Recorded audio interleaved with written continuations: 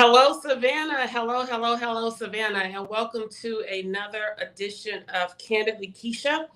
We are pleased to come before you on this wet Monday. I hope you all are staying dry and staying safe. I'm so happy to be joined by two of the most intrepid older women of the city of Savannah. I like to call them my partners in community, not crime, community. These women are fearless, they are courageous, and they are passionate, and they are serious about the love, care, and regard for the citizens of Savannah. And I can't think of two better women to have as my bookends. And so, without further ado, I'd like to introduce you to Alderwoman at Large Post 2, Alicia Miller Blakely, and Alderwoman Bernetta Lanier. Good evening. Our Bernetta Bryant Lanier, our District 1 representative. And so tonight, we are coming to you with information, education, and awareness that you can use with regard to your property taxes and anything else that you may want to ask us or chime in on tonight. We're here to offer information, education, and awareness, or to clarify anything that you may be confused by or need more information on. So as we go forth, I want to open up with the millage rate. You know that the three of us advocated aggressively, feverishly, for you all to not support T-SPLOS, which was the Transportation Special Locus Special Purpose Options Local Sales Tax.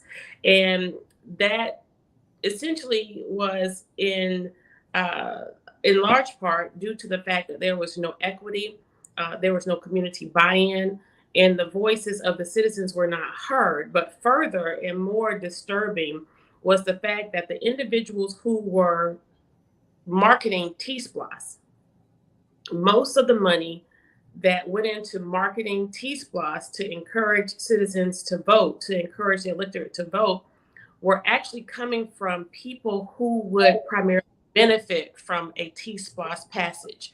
That's developers, contractors, engineers, attorneys. These individuals are the same individuals you can see a revolving presence, a revolving door of individuals who are on the agendas for payment from the city of Savannah, the county of Chatham, as well as the Board of Education. These individuals were heavily involved in the Chamber of Savannah and Tourism of Savannah. And so we wanted people to pay attention that these are also the individuals who heavily invest in the campaign contributions of candidates in this city. And so, you know, upon our arrival, in 2020, we campaigned in 2019 that we were not for sale, that it was the people's time, and that taxation without representation would not be the order of the day on our watch. And in short order, we come in only to find that it's more business as usual than ever before. And we found ourselves, as opposed to being at a table we told that was going to be set before us, we found that there were no utensils at the table. There's no food at the table. There's no placemat at the table. There's not even a plate at the table. It was basically just space at the table to be a spectator. And that wasn't pleasing to us. And so, as opposed to coming into office, doing what it is that we do best, doing what it is that we are intelligent enough and smart enough to do, and that's to set policy, to present it, to introduce it, and to encourage ultimate passage. In March of 2020, you can go back and look at the city council meeting where you see me advocating feverishly so that we not incorporate this rule whereby it would take 5 individuals of council simply to introduce legislation for ultimate consideration and passage. That's just to let you see the light of day of what your representative from District 1 is actually working on, what your representative for Post 2 is actually advocating for on your behalf. And so you see it became a form of voter suppression, but ultimately it was to silence the most active, most vocal, most visible, and most passionate, most aggressive councilwomen who were serious about the mandate in 2019, where the citizens of Savannah voted an entire council out who was more interested in investment in brick and mortar, a lot of what you see today in the corridors of Montgomery Street and Martin Luther King Jr. Boulevard and downtown Yes. corridors, and all the way down to President Street. Much of that was done on the watch. Most of that was introduced. Most of that was funded on the watch of the previous council, but it was delivered by the majority on this council. A lot of that we could have stopped, blocked, and slowed down, but instead, we contributed to the deprivation of the sacred city that we know as Savannah. And now ultimately, we're paying for it. We're paying for it through rising taxes, forced displacement. We have more crime and homelessness on the streets of Savannah than ever before under any Mhm. administration. And that all trickles down to what? The bottom dollar. And that Mhm. bottom dollar comes in the form of your millage rate. And that millage rate, you should know, essentially pay for a lot of what you enjoy by way of the amenities offered by the city of Savannah, your trash collection, our police service, our fire service. And this is why we primarily advocate for those giants who are not paying taxes to pay their fair share, because the citizens of Savannah are essentially carrying this community on their backs. And so Mhm. I asked Alderwoman Blakely and Alderwoman Lanier to help us help you get ahead of this millage rate so that you can do what we do best, because we've been stripped of our power. We've been stripped of participating in the legislative process that is due to us by way of the charter. But as a result of that being stripped of us, we are now tasked with coming to you, the citizen Savannah, via platforms like this. Because you see, the media is not motivated to frame messaging that's consistent with narratives that you could actually benefit from. The media is actually owned by the establishment. It is in the establishment's best interest that they frame a message that keeps you ignorant, Mhm. keeps you ignorant of the processes, keeps you ignorant of things that are actually going on and happening in real time at City Council. Um, it troubles me greatly to know that of the 28 to 40 items that we go through on the agenda in the course of 4 to 6 hours, the minutia that reporters actually take away from those 4 to 6, sometimes 8 hours, is only consistent with riffraff, interpersonal relations, the lack thereof. Very rarely are they telling you about the millions of dollars that we are spending on special interest projects. Very rarely are they telling you what we are really spending your tax dollars on. And so as we go forth, I want to remind you of a town hall that we hosted back in 2020 when we first came to you to acknowledge uh, the state of where we were as we were to address the property taxes. Again, it was our intent to offer information, education, and to inspire you to engage and participate in the political process where your taxes were concerned, and to provide more education related to the millage rate and the state requirements, and finally, to encourage you to pay attention, because ultimately, the language provided by the state where the millage rate is concerned is deliberately ambiguous, and it leaves citizens confused, and it allows Mhm. for politicians to hide behind a smokescreen where they become double tongued, telling you that they're not raising their property taxes, but in effect, if they're not speaking any language consistent with rolling back your property taxes, your taxes will increase, because your property value, your assessed value in the city of Savannah is going to increase because of where you live. And so um, we want you to know that this is ultimately an opportunity to hold government and its officials accountable, including us. Over the last several months, we've talked about this, the T-SPLOS, we've talked about the hotel motel tax. This has been, ladies and gentlemen, a tax and spend government. This has Mm. been a tax and spend administration like never before. This administration, more than any other administration, has taxed you more, and this administration has participated in more wasteful spending than any other mayor and council in the history of Savannah. You depend on leadership to tell you the truth, to be factual, plain and simple. You just want and deserve honesty. I've said as of late, people just want good leadership.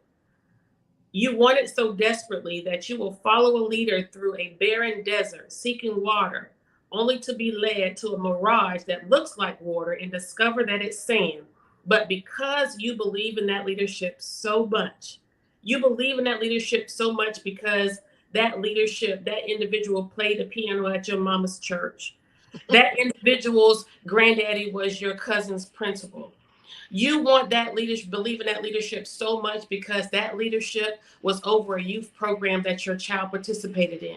You want to believe in that leadership so much that you will drink the sand thinking that it's water. You better say it. Is it worth it? Is it worth it, ladies and gentlemen? Is it worth it that much to relegate our friendship, relationship, and kinship to an individual or individuals who really and truly do not have your best interest in heart? Is it worth it?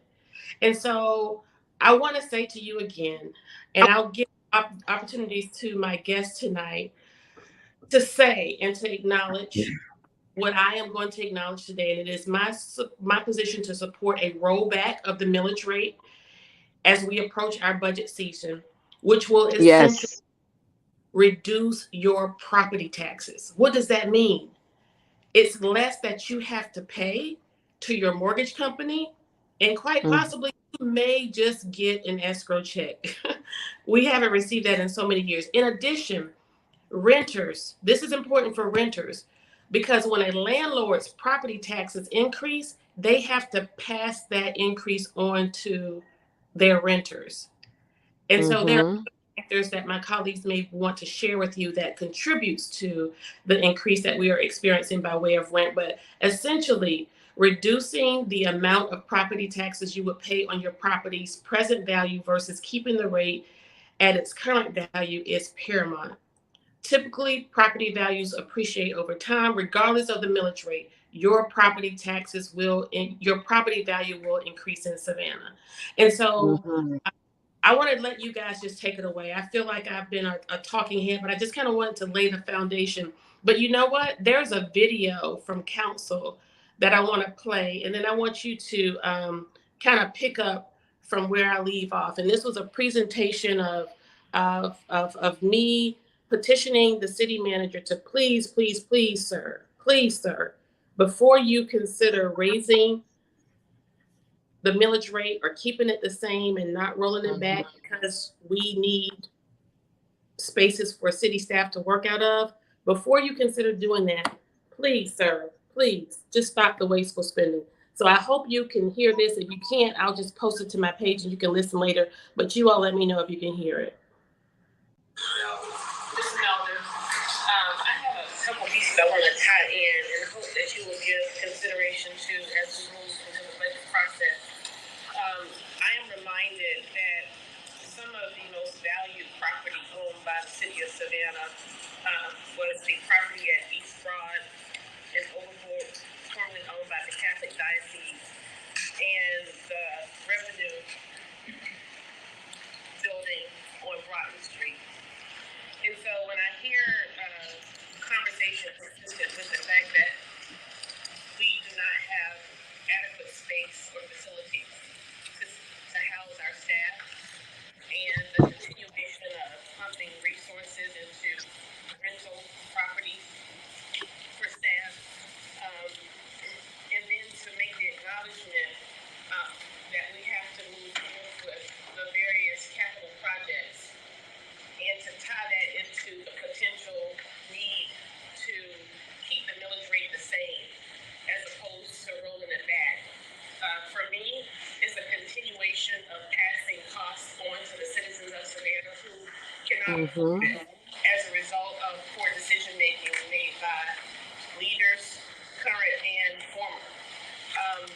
would like to see us give strong consideration to some policy initiative when it comes to our ownership, how we unload and acquire physical real estate. I would imagine that the individuals who are in these apartments are fully capable. Nonetheless, like most staff here in the city, they only do what they are told. And they often are doing what they're told by inept leaders. And so I am advocating now, and I will continue to advocate through the budget process to roll back the millage rate. And anything other than rolling back the millage rate, whereby we can save our citizens on their property taxes that have increased since our time on council, would be inconsiderate and lack compassion in this fiscal climate. So I would appreciate, one, giving consideration to some policy initiative or presentation of such when it comes to our real estate and how we unload it, right? Secondarily, with regard to the capital projects, before we seek to keep the millage rate the same and not roll it back, I would suggest that we forego wasteful spending. And I will save us the list that I can run down of the items that we've wasted money on. Moving on, when it comes to the canal, we use the Springfield Canal and another one interchangeably. It is my opinion that we are somehow backdooring our way into funding a project that is the development of the canal that connects to the arena that's not funded. It's not funded. It has no budget. But I can't help but feel, I can't help but think that our continuation of allocating resources incrementally or however we're doing it, it just doesn't feel right. And so I would suggest, Mr. Melder, that the water has been flowing in the same direction since the inception of time, right? But the corridors of Carter Village, Cloverdale, Brickyard, they have had to suffer. And somehow, as we are today, they are subjected to just getting what they have. There's a notion and a culture that has been created in local government, i.e. the city of Savannah, where you can't get something for nothing. And so now we're at the table where people just have to be grateful that they are reaping the benefits of whatever is happening now. But I do want to say that the demography and the complexion of those who are living in those areas are changing quite rapidly as we move forward in time, in that there's greater interest, I should say, in making sure that drainage is what it should have been 30 years ago. I digress. With regard to capital projects, thank you, Ms. Lawrence, for your presentation. I just have a question with regard to post-construction and quality assurance. I've had the privilege of attending the ribbon cutting ceremonies for the Lincoln Street, Delaware Center, the Blackshear Court, and as a former resident of the corridors of the Delaware Center, I know that center very well. And so post-construction, I think Johnson Lux was the contractor on this facility as well as many other projects. And so with my naked eye, with my layman's eye, as I walked through the facility, I just did not see the quality of work connecting to the bottom line figure that we spent. And I understand that none of the renovation, the gym was not a part of the renovation at all. We still have holes in the ceiling and it's leaking, and there are a litany of other pieces with the building. So I'm certain that post-construction there is a punch list of sorts, but how do we approach pieces related to like faulty quality? It is not like who decides that, because I would imagine there should have been some kind of regard or concern if you have most of the members of council coming through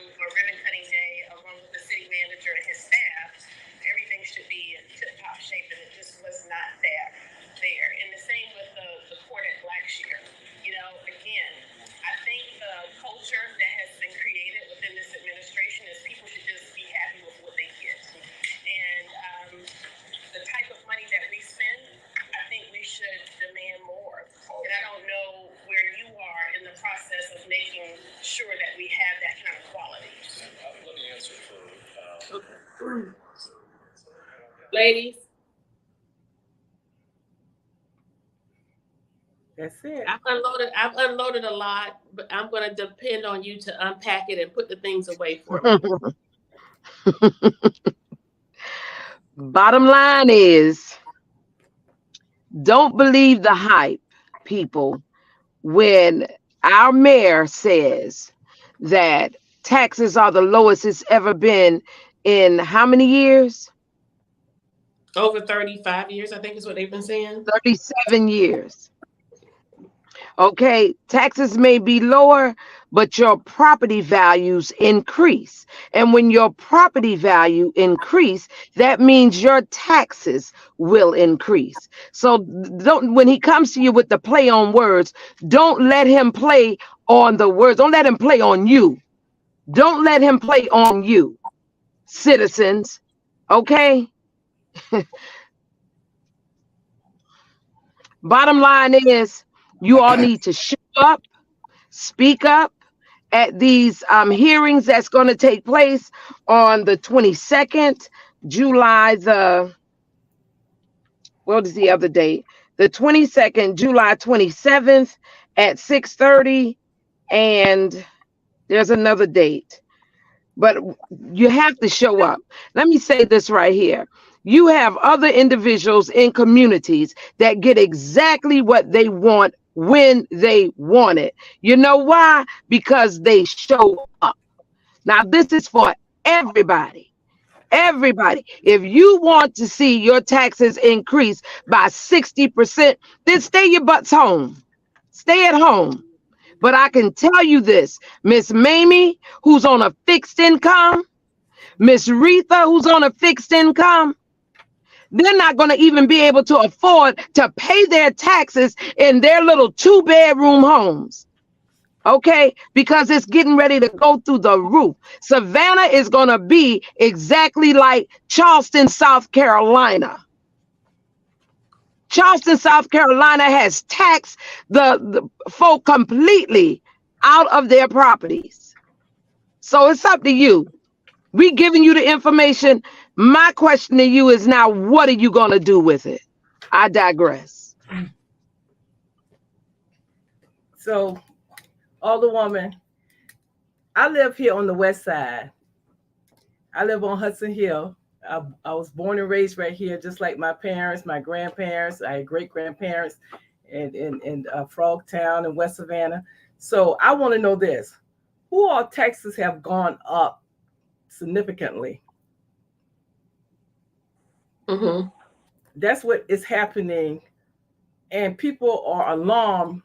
Now, in what's going to determine your taxes is a formula, and what's really crucial in that formula is the millage rate and the value of your property. Mm-hmm. The county assessors set the value of your property.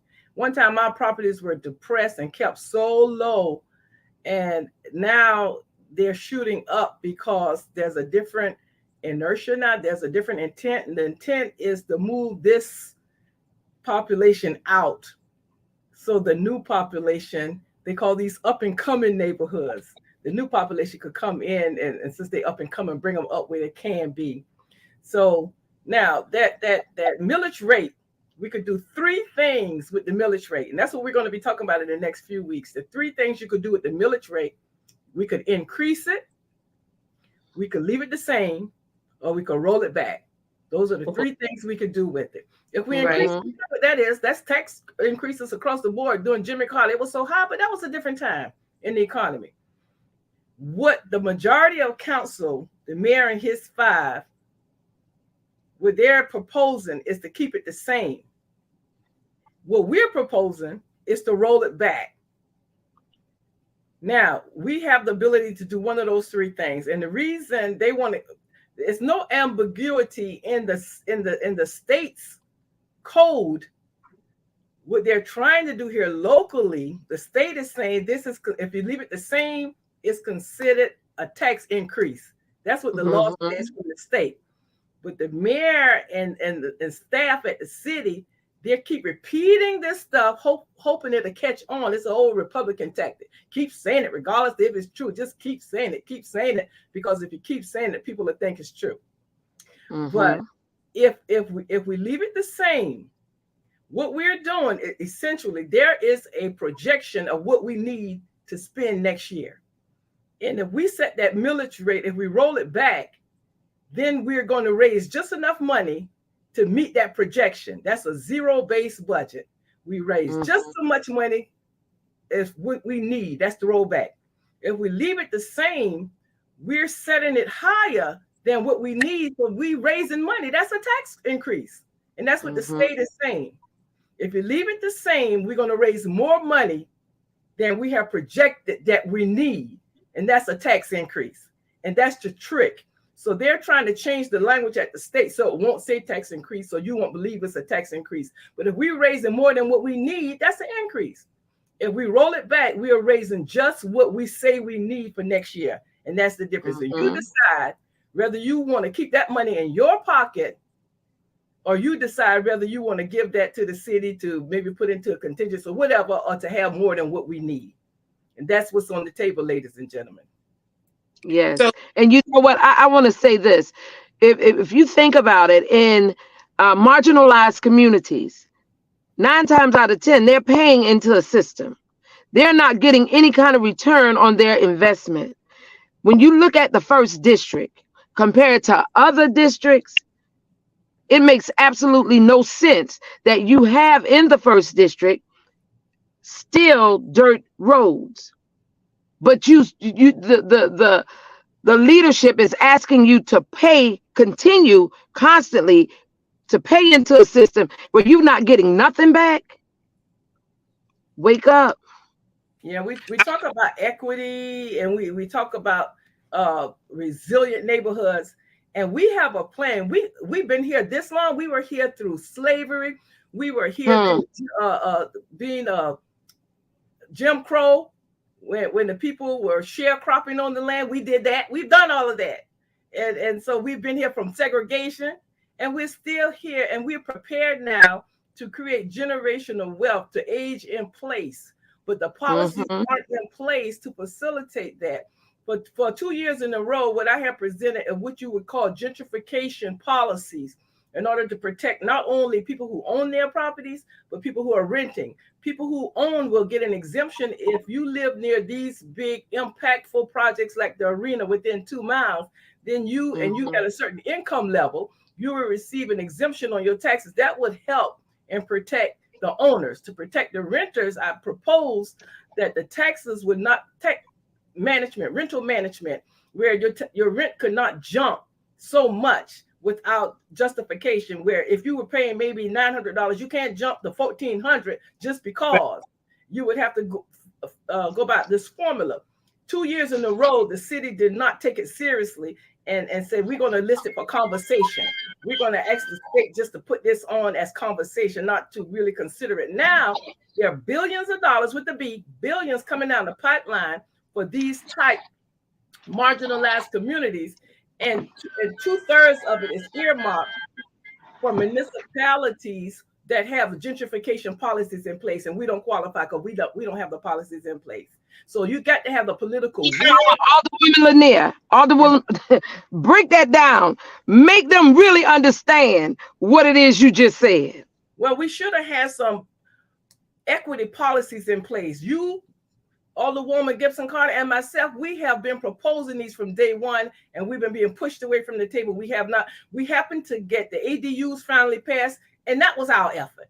And we got the inclusionary zoning and the impact fees, and that's a part. But we need that community benefit ordinance, because we talked about in Carver Village earlier tonight, how they're getting nothing, and they've been proposing and asking, and we've been taking this stuff to the table for years and years, and why haven't they gotten anything? Well, I'm hearing this in every neighborhood on the west side, all 10 of them. And that's right. And the answer is, I'm telling them, we done left those days of promises. What's wrong? How many times can somebody promise you something? Ladies know better than that. Man, keep promising you. We don't fall for that. So what we need to do is place the community benefit ordinance in place, where when they promise you something, we have to put it in a contract. It's a legal document, a community benefit agreement. And when they break it and don't deliver, we're going to sue them. Bam. And then we got to get litigious. They've been promising my family stuff and my relatives and my community for generations. Okay, so now we know better. So we got to do better. We need a community benefit ordinance so people, residents, citizens, those people who are not stakeholders but stockholders, because this is our industry. The city of Savannah is a corporation, and we're the stockholders, and we're the stakeholders, and we need a public return, a return on our public investment. So we need community benefit ordinance, and so people could come together, organized groups, 501c3 could come together and enter into an illegal binding agreement and stop all of this promises, because people lie to you. And so now we could get these things, and if we don't, we're going to court. They understand that. You know what? I got to say this much right here. For folk that live in the marginalized communities, just think about this. They always come in your community, knock on your door, get your information, promise you they're going to give you this, that, and the third. Turn around. They get whatever they're applying for through the federal government, but you don't get nothing. Can I tell y'all this? And I need some help with this.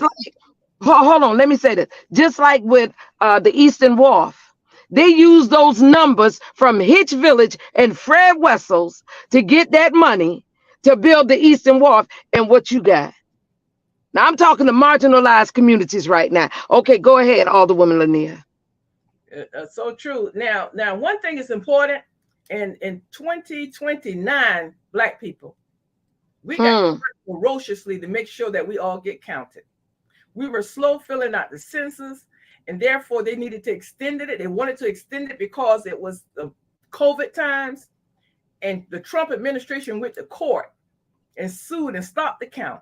So we do not have a close or an accurate count. We can never tell by the census. The only way we can tell is at the ballot box, and look at your city council, look at your county commission. That's when we know, but the numbers are much higher than what they're telling us. But when you look at the census number, they're down.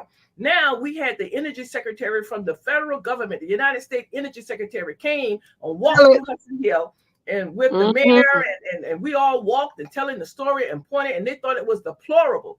Money came down the pipeline through the state, and they told me downtown in City Hall, Jay Melder and Joe Sheriff House and all of them had me at a table in the office and told me, Hudson Hill and Woodville, we don't qualify for those money.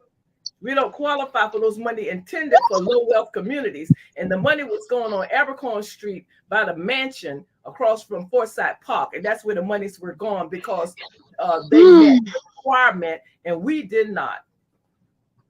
Use your numbers. Right now, what's happening on Abercorn right there by Forsyth? Look what's happening. So we really need to know. We need an audit on who's spending money, because that's supposed to be a SCAD project, right? So where's the money that came from the state that was qualified and earmarked to be spent right there? Where is it? We don't know half of it. We don't have a staff. We are the staff. You're looking at us. That's right. Someone said that we were interfering with the process for the city of Savannah. But guess what? We are the process. You ain't never got this much information from any administration until we got there.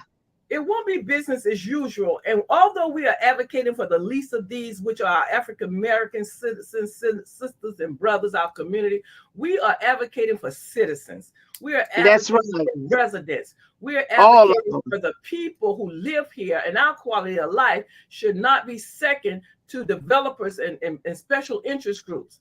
And we need to make sure that we have a balance in smart growth and development. We say these catchwords, but we don't follow through. And that Civic Center arena, Johnny Mercer fiasco that they're about to embark upon, I don't want any parts of that. They've been trying to get me to come in and sit down, but we need to back up and hold up on that one and get more people involved to make sure that this thing is community and citizen driven, because right now it's being driven again by special interests and those little those little puppet hands up their shirts to the powers that be in City Hall. Somebody's driving this thing, and it's not the citizens. And so to that point, and I'm so glad you all are speaking this language tonight, and making it plain so that everybody can understand that as we go forth, it is our intention to be a citizen led, policy driven government. Mm-hmm. Oftentimes as I go about on the now campaign trail, people ask and inquire, what are you going to do? What are your campaign planks?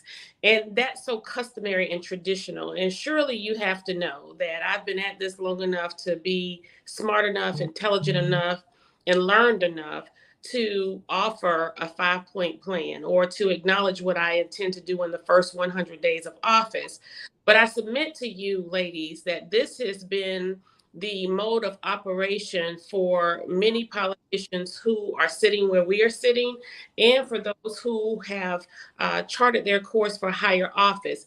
That becomes problematic because, as you stated, Alderwoman Lanier, there is little to no accountability when citizens are not able to engage and control the process. You are the stakeholders, you are the That's right. stockholders, are the doers. We are and should be the listeners. So it's not about Keisha's desire to reduce crime and homelessness and to cut wasteful spending and to make sure that we are equipping our staff with all of the resources and tools necessary, particularly our police department and our fire department. I desire a lot from where I'm sitting and for what my experience and background. Alderwoman Blakely has a passion for youth and community programs. Alderwoman Mm-hmm. Lanier, passion for economic drivers, community development, and smart growth. But what is it that you desire for the 6th district, 5th district, Excellent. 4th district, 3rd district, 2nd district, 1st district? We are to be the listeners. And so when we're Mm-hmm. not listening to what it is you are directing us to do and deliver, there is very little room for you to now hold us accountable, thereby putting you in a position once we're into our 2nd year, our 5th year, our 10th year, our 18th year, and we have done nothing and delivered peanuts to you. You can't be accountable. And that's why it still looks like you have been having representation and you really and truly have not. And so back to the taxes, leaders, ladies, understand that when leaders raise the millage rate, i.e., when we're not rolling it back, the numbers used to calculate that property tax, they justify that increase generally by pointing to something that we are deficient in. We're declining, an unfavorable economy, low sales tax revenue. Um, in this case, we need more space for staff. That's exactly what was said at the workshop, which is why, or which is a contributing factor to why that millage rate won't be rolled back. Now, to your point, information you were given, Alderwoman Blakely, as it relates to the public hearings and the announcements, it has, listen to this, ladies and gentlemen, Alderwoman Lanier, Alderwoman Blakely, it has Mm-hmm. essentially been decided that the millage rate will not be rolled back before the public, before we have Exactly. to hear from the citizens. So this goes back, ladies and gentlemen, with respecting, supporting, and demanding of leadership to listen. If we're not listening to you, if we're not even providing a platform to listen to you, and we're just doing, that tells you a lot about the level of government you have. And so, Mm-hmm. without any level of a certain level of taxes, that we would not be able to afford these amenities or these things if we don't. So it's the whole threat. But this is what I want to remind the citizens of Savannah as well as Chatham County and the state of Georgia. Between the last 2 years and the next 2 years, the city of Savannah, the county of Chatham, and the Board of Mm-hmm. Education will be recipients of in $300 million in almost Repeat undistributed that. revenue Repeat that, via Mayor. ARPA funds. Repeat. And so we continuously entertain the thought, the notion, and also have made some decisions to increase taxes to present tax slush funds like the T-SPLOS in the face of Mayor Carter, repeat that amount because you came across garbled. Yeah, it was Repeat the amount. You were breaking up. in the between this last past 2 years and the Right. next coming 2 years, the Mm-hmm. city of Savannah, the county of Chatham, and the Board of Education Mm-hmm. collectively nearly $300 million will be coming to Damn. this. And so with bailout, with that federal subsidy via ARPA, you have leaders who are still attempting to put a T-SPLOS on the November ballot when we will be. Mm-hmm. You have leaders on our council, the majority on our council, who are entertaining not rolling back the millage. So at what juncture do we exercise responsibility and unselfishness? At what juncture do we seek to pass on savings to our citizens?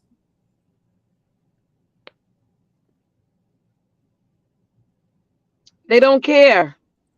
Alderwoman, what I am really frightened about is the three entities that we pay taxes to, Hmm. be it Chatham County, the school board, Board of Education, and the city. All three right now are talking increases. And if Yes. all three either maintain or increase their millage rate, and all three, no one has rolled back on the table right now. And the valuations continue to go up. It's no telling. Next year will be the year all of us get ran up out of here based on that increase. It's difficult this year because that's 6 months. With these taxes come every 6 months, that 6 months seem like 4 months because of the increase.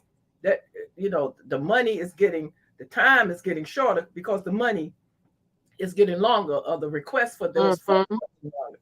So all three right now have an increase on the board, and That's someone right. should be sounding the alarm because this is critical, being that we don't have the gentrification policies in place to protect people. So And, Mm-hmm. we open your eyes, people, and come out to these hearings. and yes, and we really do encourage you all to show up and show up in large numbers. Now, oftentimes, the leader on our council will present things in a manner in which it has the appearance of being welcoming, inviting, and convenient enough for citizens to attend, when on its face it never is. But we're asking you to sacrifice. We're asking you to sacrifice. We had an item on our agenda during the last meeting for a local establishment who was seeking a liquor license. And Mm-hmm.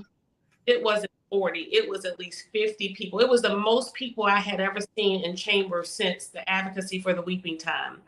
And I think Mm-hmm. second been the advocates for Susie King Taylor Square.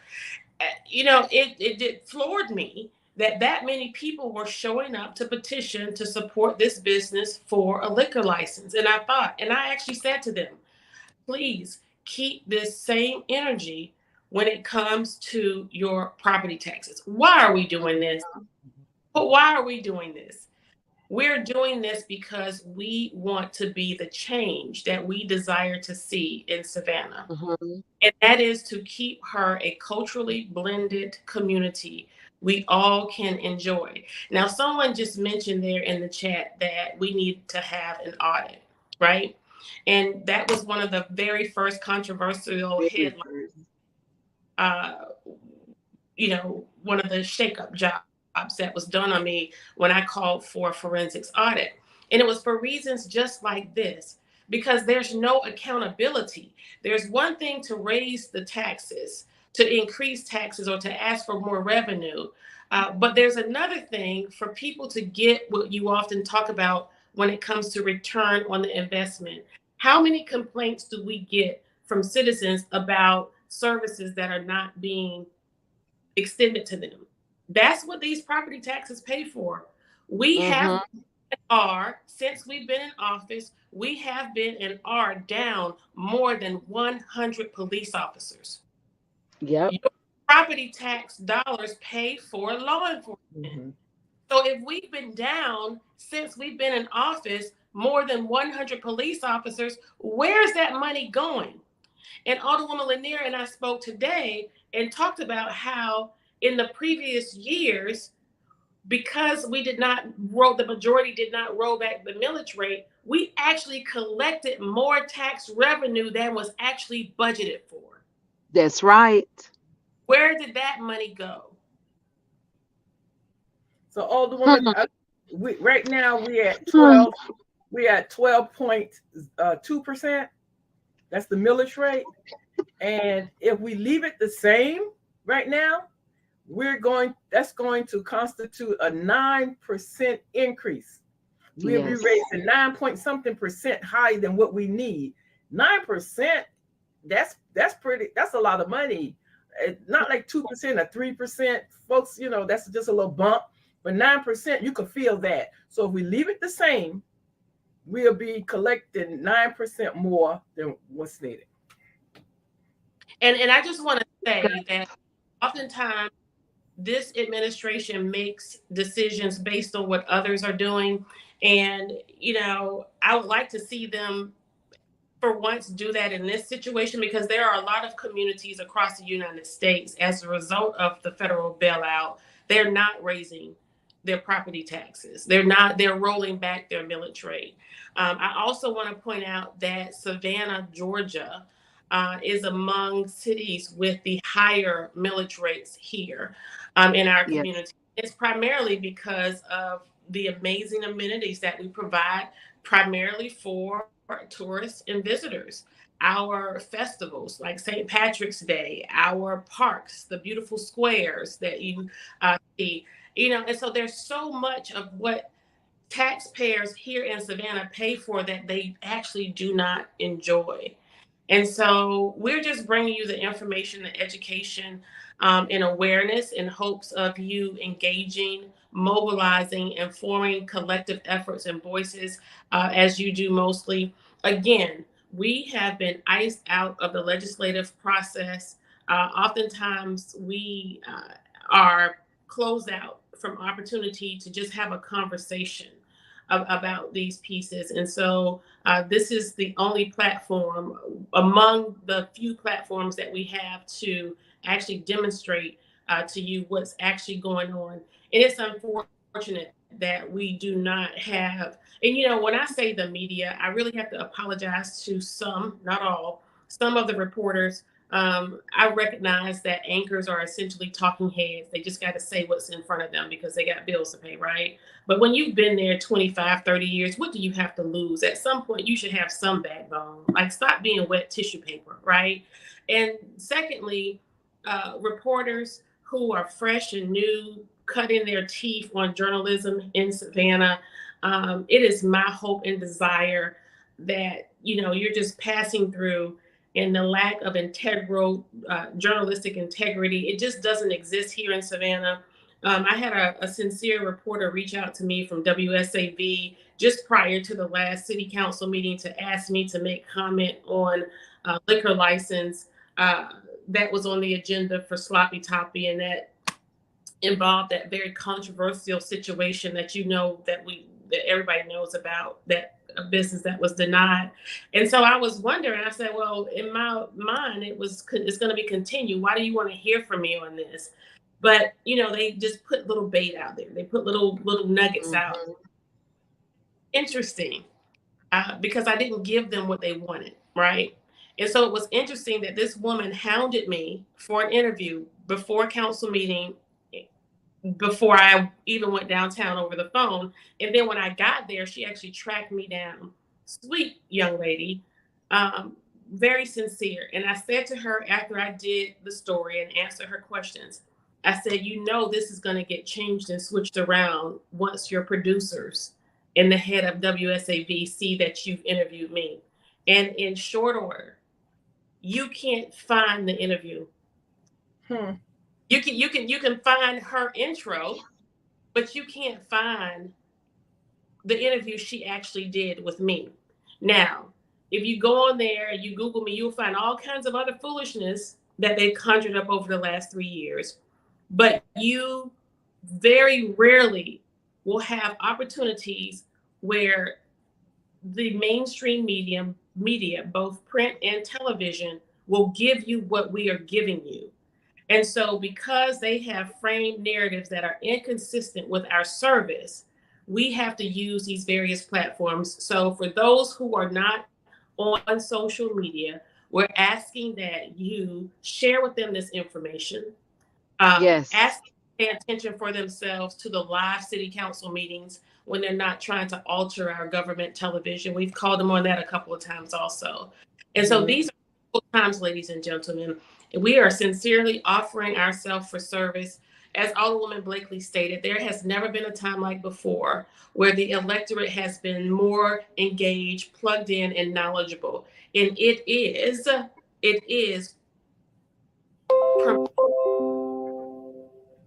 we've shared. And because we've humbled ourselves, we've made ourselves accessible, and we have given you the information. We show up at your neighborhood association meetings, your events, your activities, your programs, whether they be in a park, a church, or the back porch of somebody's house.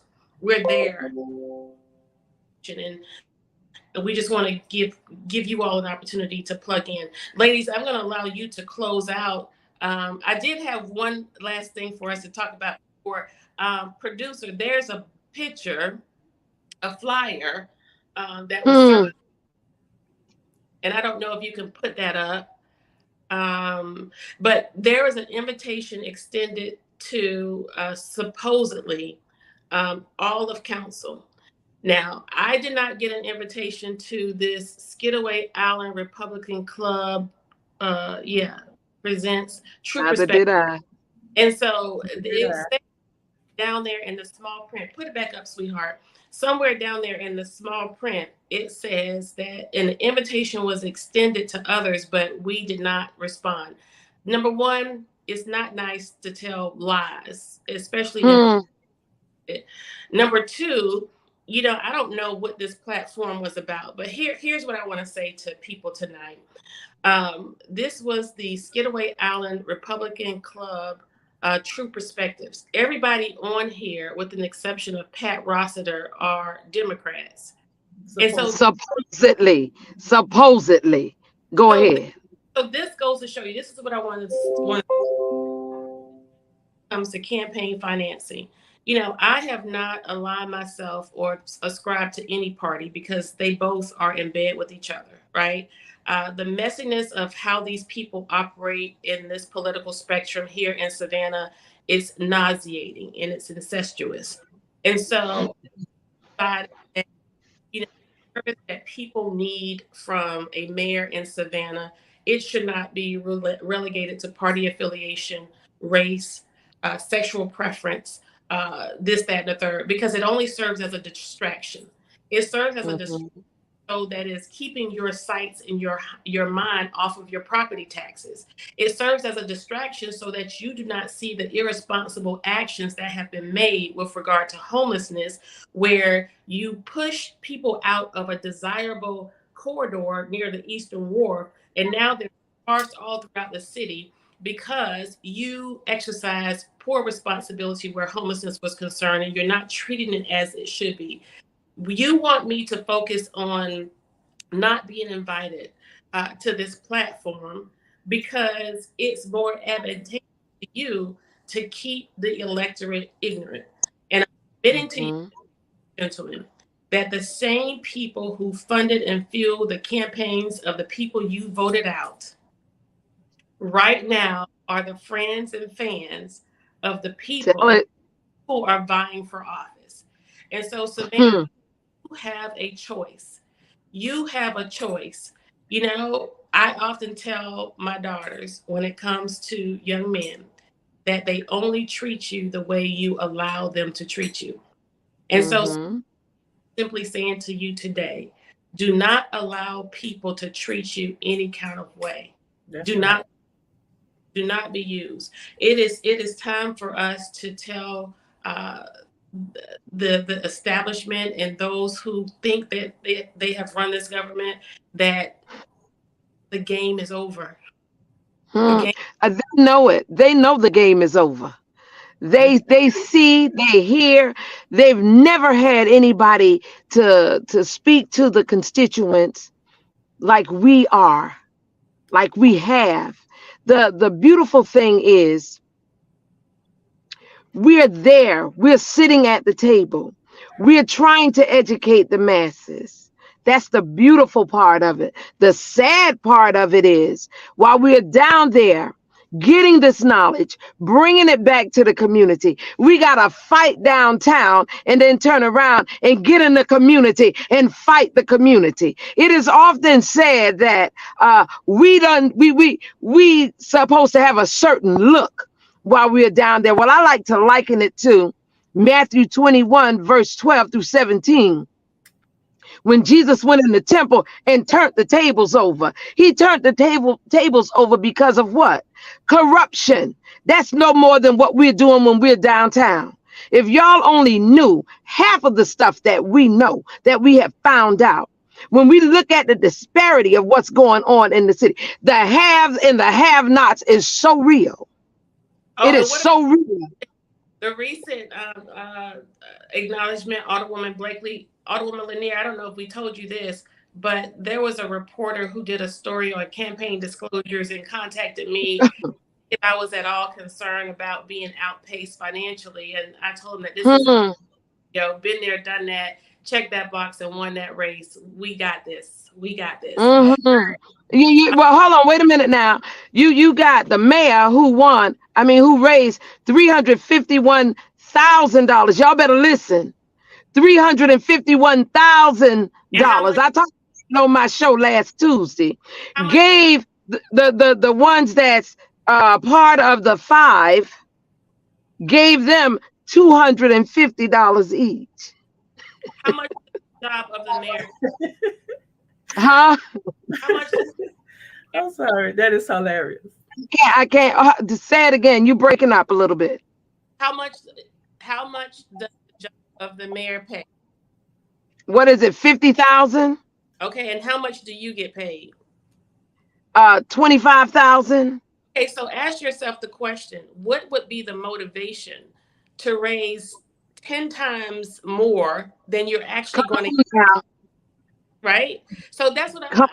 I say, pay attention. And then the other thing we discovered, Alderwoman Lanier, as we were talking, just in conversation, God really just puts a lot of this stuff in our laps if we Mm-hmm. just wait for it. We learned that the Olympia Cafe, who Huh? contributed almost the top financial amount you can give to the mayor and distributed $1,500 respectively to Palumbo and Purdy. And 17. 17. 1,700. 3,000 for the mayor. Now okay, they're located in Second District on River Street. Let me help you set the scene. yeah, Okay. go ahead. Mhm. I'm gonna hit it home, but you lay that out for me, Alderwoman Lanier. Yeah, they were a contributor, and they on River Street, and they gave the max to the mayor, which was $3,000. They gave the sixth district and the fourth district, Palumbo and what's the other one? Purdy. 30, gave them $1,700 apiece, and they Hmm. gave 1,000 to the third district alderwoman, and to the second district where the Olympia sit, to the guy who represent that district, they gave him the lower amount of $1,000. Okay, so listen to this. So this is Olympia Cafe at Uh-huh. River. Guess who the landlord is? Who? City of Savannah. Huh? So Because they're in the Gamble building. I And got the Gamble building is owned by who? The City of Savannah. Y'all better pay attention. you can't make this stuff up. Listen, ladies and Wow. Every day. The old people used to say, honey child, the more I see, the more I look, the more I see. So the more I look, the more I see. Keep looking.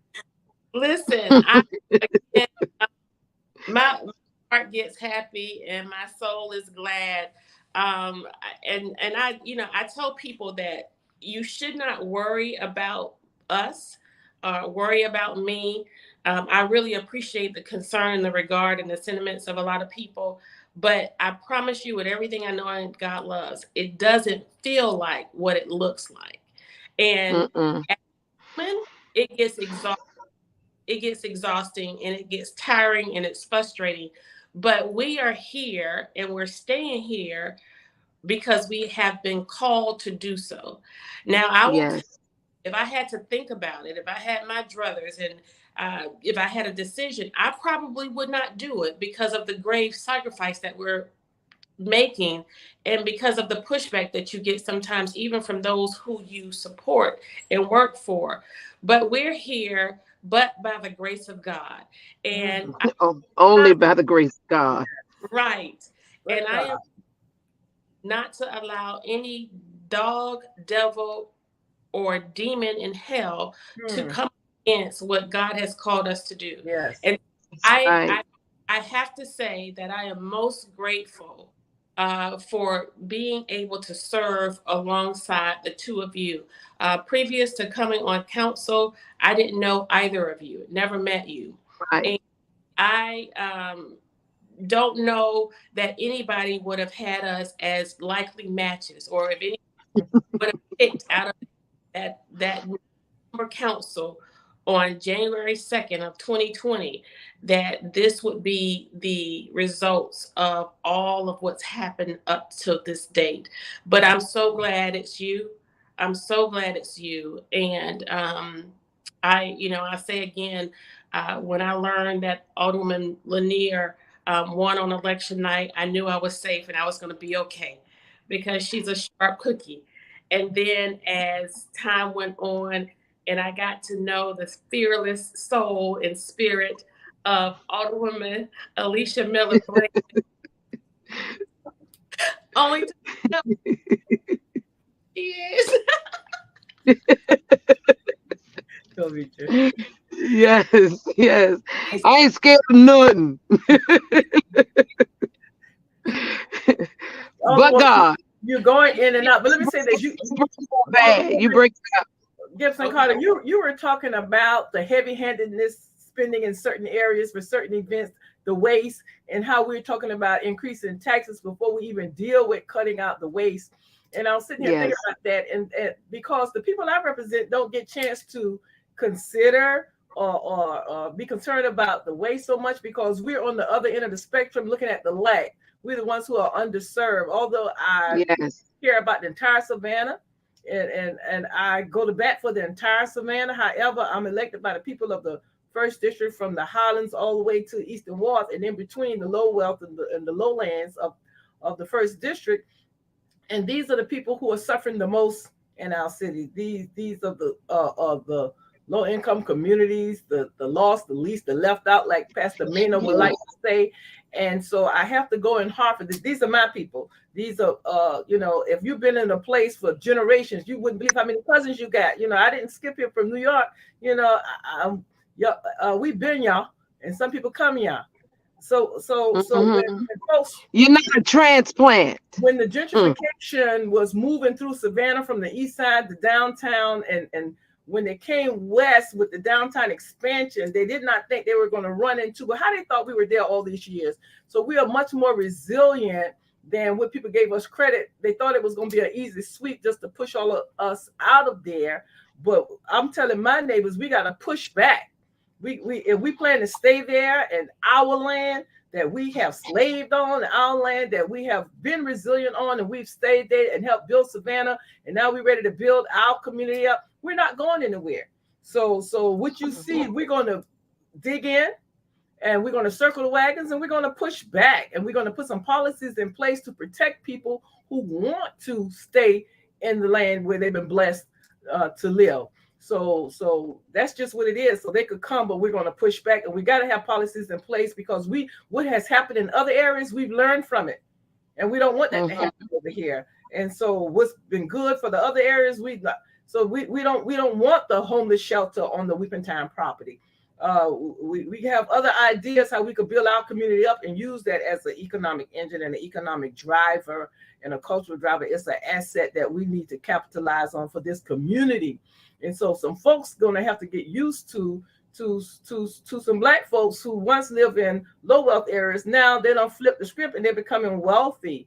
And we want to put the entrepreneur center and the marketplace and the technology training studio center, all these things in place to support this community, because how the first district goes, how Savannah goes, because Yes.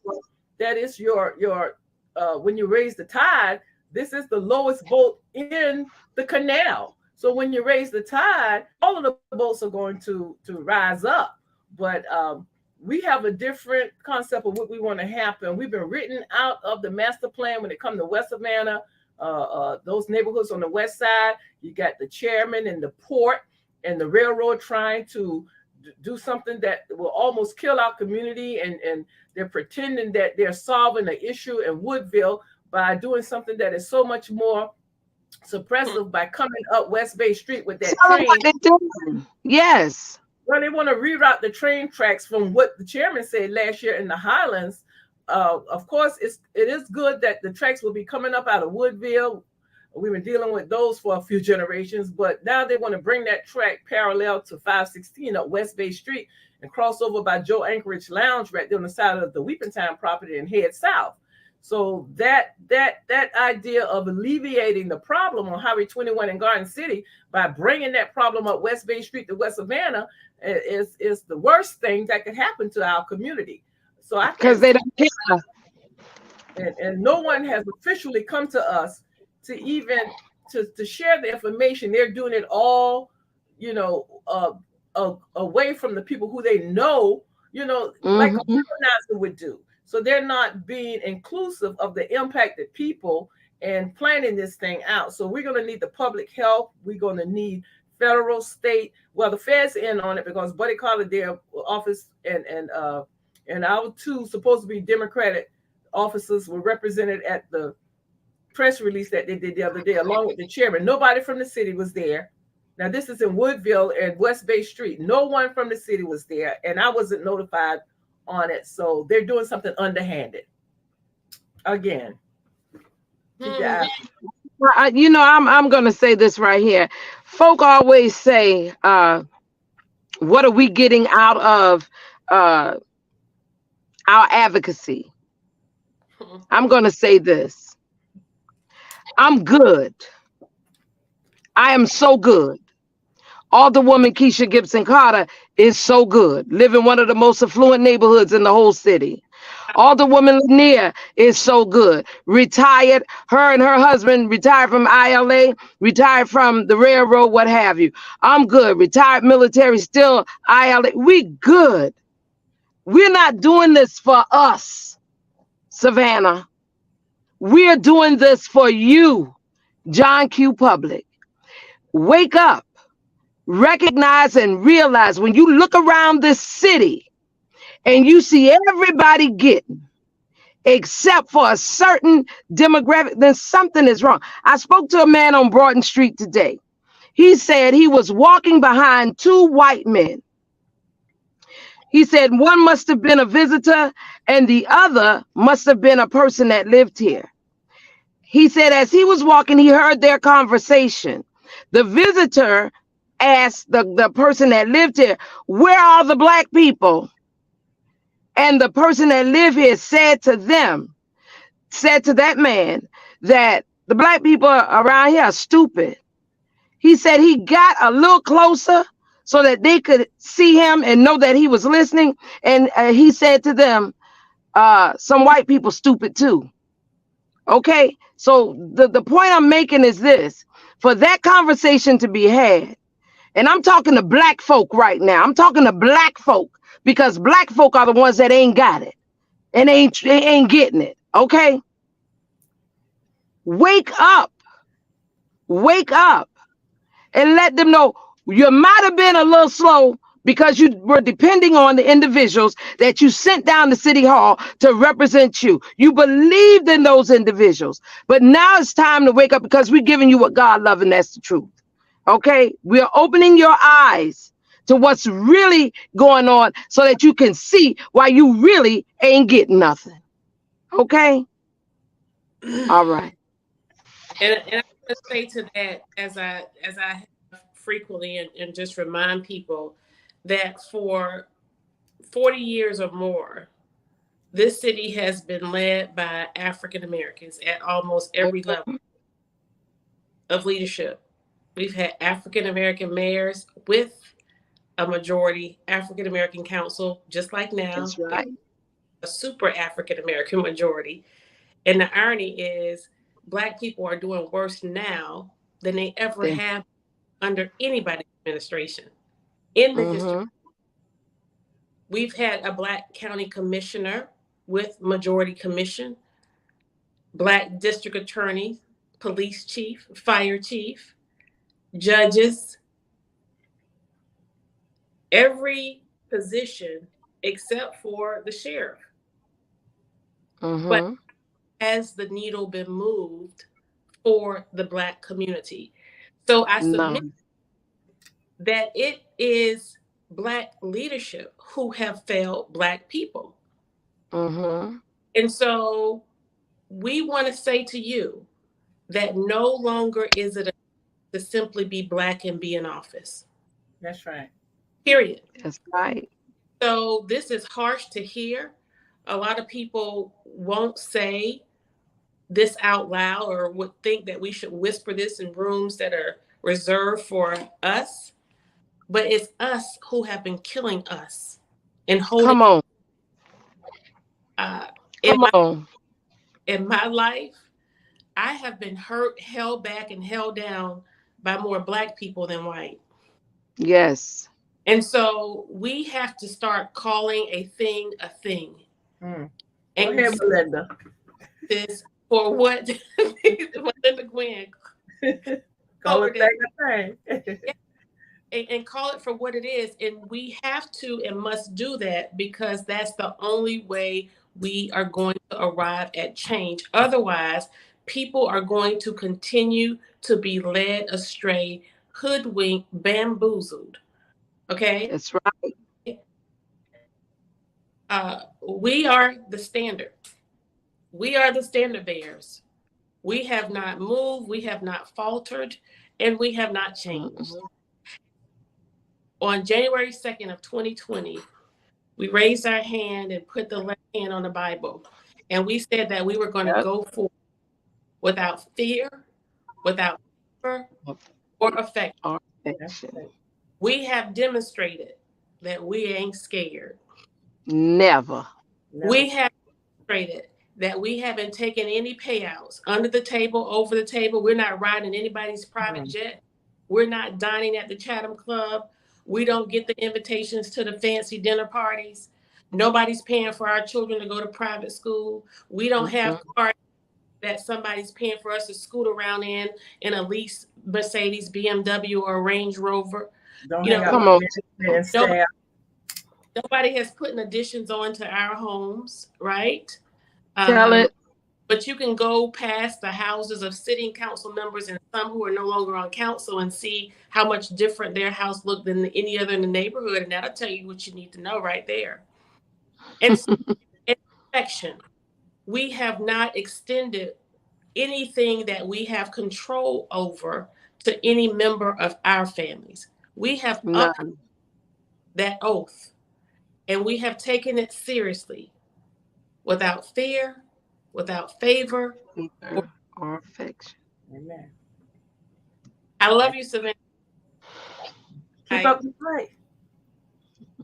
And listen, don't stay in the fight, win it. There you go. Bam, baby. Come out on the 24th near the waterworks. I'm going to do my announcement on June 24th, right outside of the waterworks near the arena from 5 to 8. Y'all come hang out. And I'm just going to tell y'all, ladies, don't get weary in well doing. I know we get our butts given to us at council meetings. Sometimes we keep fighting. I know it takes a lot out of you. Sometimes it have you in. Hold on. We kick butt too now. We kick some butt too. Yes, we have some wins and we have some losers, but I'm just going to encourage you all and all the people who are out there saying, what are we going to do? Just keep up the fight. We got to turn up the fight. That's what we're going to do. And it's the people's time still. And we're going to stay in this. We're going to roll our sleeves up. We're going to keep going. We're not going to give up. We're going to push back and we're going to turn up the fight. Let's go at it. I'm That's having right. That's right. I'm having fun, and we're going to keep doing so. And, as of late, it's been in my spirit. People talk a lot about when, those who support us, when they see us, they say good trouble. And, I'm a little perplexed. It doesn't always sit well with me. Of course, I honor John Lewis and can appreciate being a part of that spirit. But you know what has been present upon me recently when I hear that? It's not trouble if it's good. Good night, y'all. Good night.